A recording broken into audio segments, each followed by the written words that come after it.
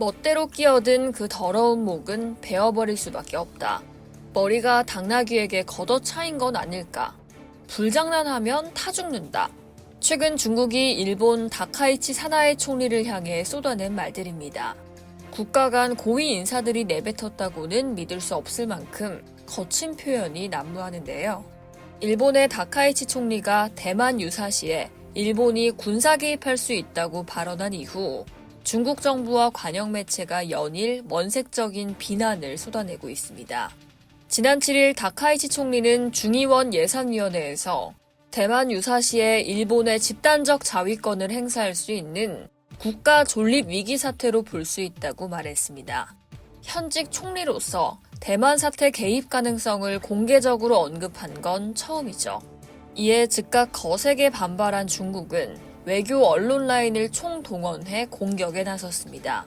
린젠 중국 외교부 대변인은 정례 브리핑에서 다카이치 총리가 대만 문제를 빌미로 무력 개입 가능성을 시사했다며 불장난하는 자는 반드시 스스로 불탈 것이라고 경고했는데요.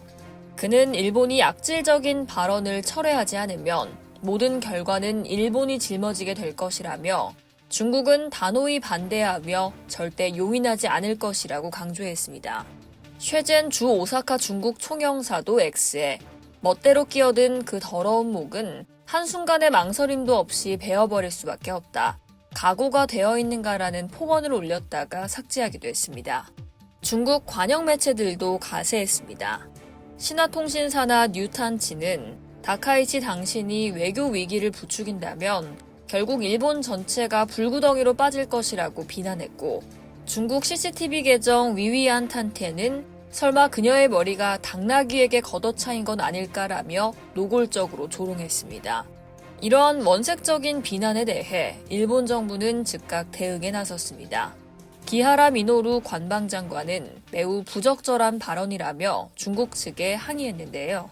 하지만 곧바로 대만 문제는 대화를 통해 평화적으로 해결되길 바란다는 원론적 입장으로 물러섰습니다. 외교적 마찰을 피하려는 모습이죠. 일본 정부는 과거 2010년 센카쿠 열도 분쟁 당시 중국의 히토류 수출 중단으로 산업계가 큰 타격을 입자 백기를 든 전례를 의식하고 있다는 분석이 제기됩니다. 당시 중국이 히토류 수출을 멈추자 일본 제조업이 마비되다시피 했고 일본 정부는 결국 물러선 바 있습니다. 이번에도 일본은 정면 충돌보다는 신중 모드로 돌아선 분위기입니다. 그러나 중국은 대만 문제에 불장난하지 말라며 경고 수위를 높이고 있어 양국 관계는 급속히 냉각되고 있습니다. 이상 여의도TV였습니다. 누가 영상 제보로 돈 번다 그러면 설마 했지? 근데 진짜 벌었어. 머니캠. 야, 너도 벌 수 있어.